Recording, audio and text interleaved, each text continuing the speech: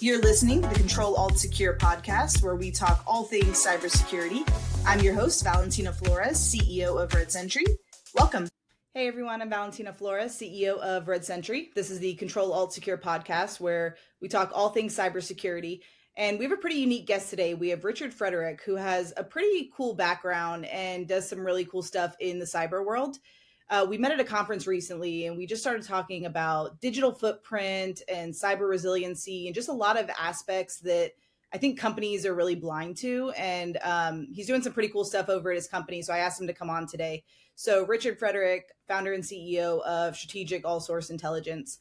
Richard, appreciate you coming on. And if you just want to give us kind of your background, which I think is really cool, and then the stuff you do over at Strategic All-Source. Sure. Thanks for having me on today. So I'm Richard Frederick. I'm the founder and CEO of Strategic All-Source Intelligence Agency. We are a private intelligence and risk advisory firm based out of Orlando, Florida. Just to give you my background, I am a retired U.S. Army intel analyst with over 15 years of experience in cybersecurity and intelligence. I've got 2 combat deployments to Afghanistan, where I supported conventional units and also special operations task forces. I've written hundreds of intelligence briefings and threat assessments for dissemination to FBI, U.S. Central Command, and also the President of the United States. I've led cyber initiatives for the Missile Defense Agency, the Defense Intelligence Agency, and the U.S. Army, and also a number of different commercial clients as well. I'm also a licensed private investigator in the state of Florida.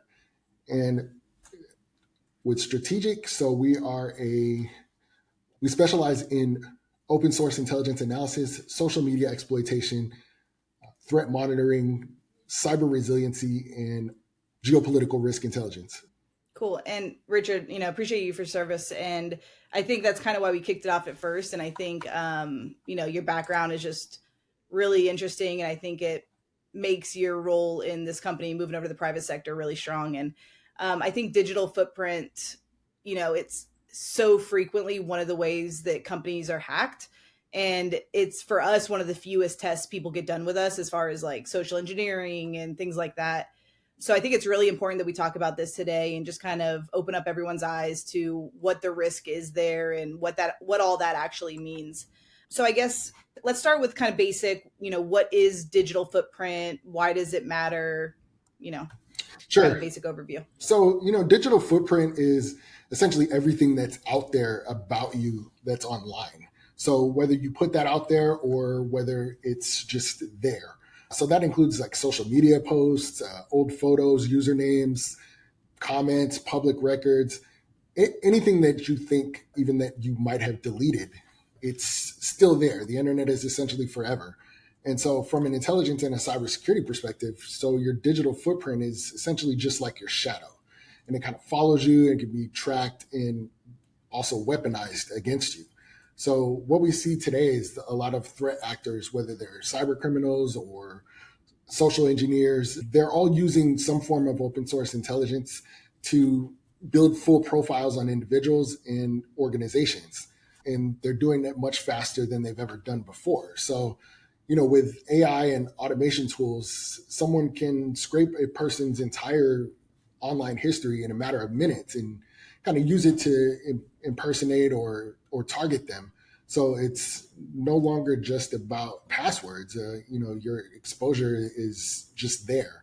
So it's digital footprinting is, analysis is essentially a foundational layer of modern security. And so this is kind of where we try to help clients understand what's out there, what's at risk, and what needs to be locked down. Yeah, I think it's, it kind of takes me back, like open source intelligence, especially around digital footprint, has come so far in like the last 10 years. And I think back when I was a detective, we were just doing so much of it manual and, just searching. And it's crazy. Like no one listening understands just how much of them is out there into the public. But what do you think are are there things that are overlooked frequently that you see that are kind of the most overlooked ones in terms of either personal or business digital footprint? I would say social media is probably one of the biggest things. So also employee So, I mean, just various different things. So you got employee bios that are just on your website, partner logos, email naming conventions, all of that expands your digital footprint and your attack surface. So there's a lot of opportunities for those to utilize the information that's out there and kind of target you. Yeah, and it's a balance, right? Because obviously companies, you need a team page and you want to show like, hey, these are the partners that trust us. We get all the time people asking us for a bunch of like references for people we've done pen tests for. And, we don't usually give out that information, obviously, for our clients. And it's this hard balance when you're in the business world, but you're also trying to be secure. And that's definitely a hard one to balance. And I think that's where having the risk assessment done, figuring out your specific business goals and what risk you're willing to accept and what you're not. But you have to know it's out there first, right? Which I think a lot of people, the first step is figuring out what you don't know. And like a lot of that shadow IT. And there's so many like open S3 buckets that people just don't even know are out there. And then, so much that you put on your website that people don't realize how that can be weaponized. It looks so innocent from a marketing perspective. And at the end of the day, marketing teams are usually the ones designing these websites. And we have to have that conversation with our marketing team of, yes, this is okay to put, but this one's not because this is like the risk involved. And it's definitely hard to balance as a leader.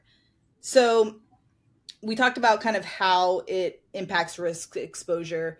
And let's talk about pen testing for a second, because I think that's how we, started our conversation together.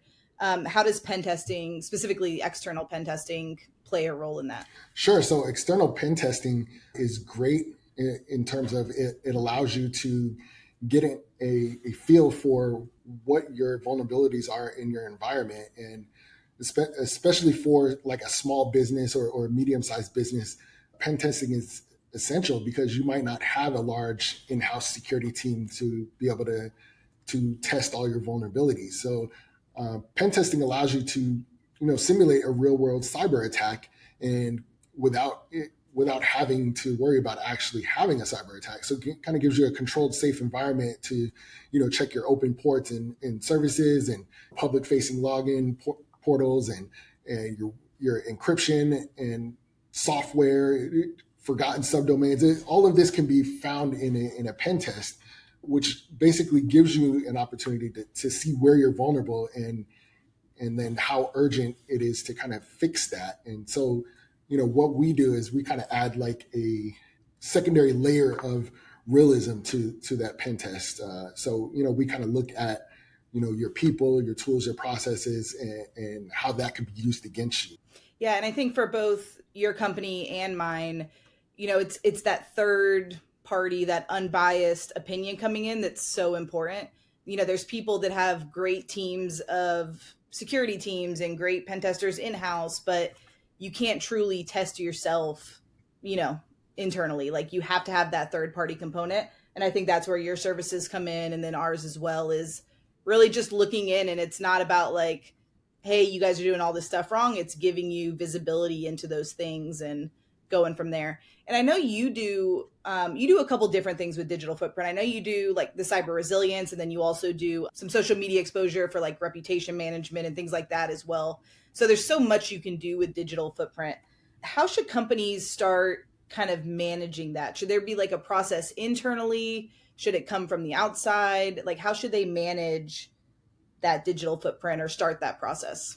I was saying for companies that either don't have a process for this or haven't done one before, how should they start this kind of digital footprint management, or kind of should there be a process around that? Like how should they start? Sure. So the first thing to kind of do is to, look at your environment. It's start with what you can control, building an asset inventory. So kind of knowing what's out there, what domains and subdomains you use, what cloud services you utilize, what employees have access to what systems, what vendors are connected to your network, running discovery scans to find assets that you may have forgotten about or abandoned or never even knew that they were public. And then, kind of once you have visibility, apply that need to be public test. So look at what's been scanned, what comes back, determine if this needs to be online, And if not, lock it down or restrict it. So again, managing your digital footprint is not just it's not a one-time task. It's an ongoing task. And, it's one of those things that your environment is constantly evolving. Your attack surface is constantly growing. So you need to have some sort of continuous monitoring in terms of looking at that attack surface, so that you can what happens as your environment grows. Yeah, and it's interesting. We just finished our SOC 2, so I kind of got SOC 2 on the brain. But they do those compliance frameworks. They do a really good job, I think, compared to in the past, of doing specifically technology inventory. Like they look at a lot of GCP and AWS, and they look at your environments pretty deep.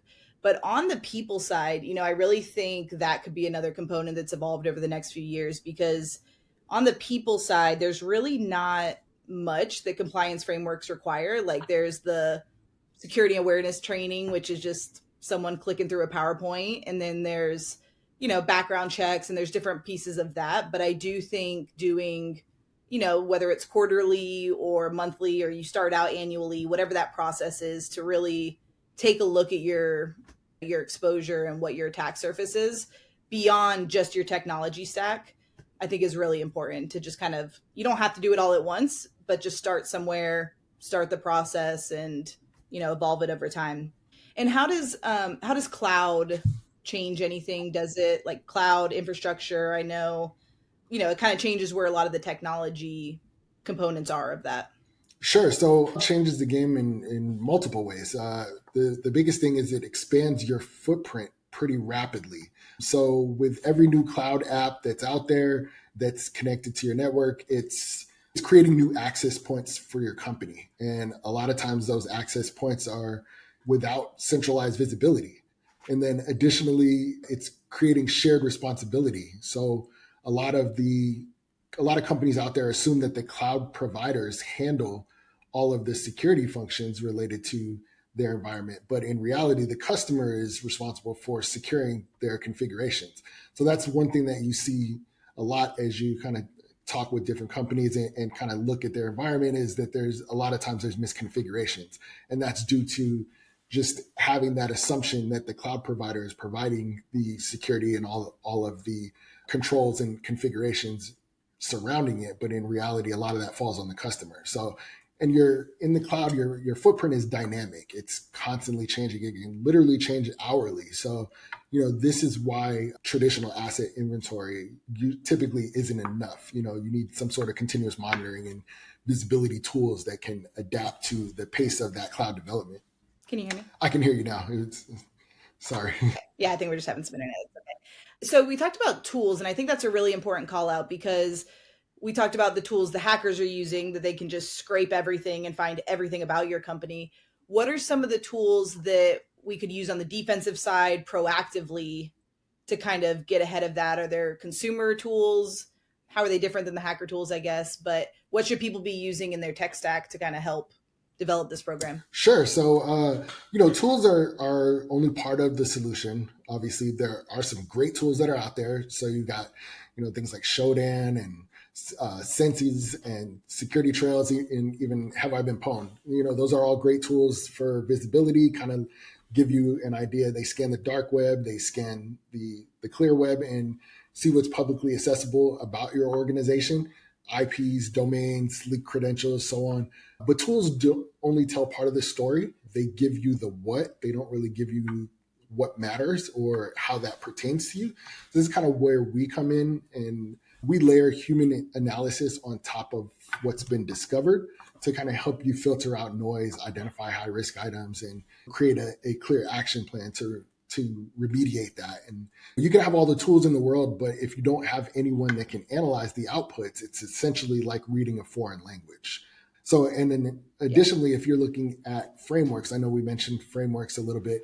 So the NIST cybersecurity framework is the gold standard when it comes to frameworks, and it's a very solid foundation. It's utilized by the Department of Defense and civilian government as well.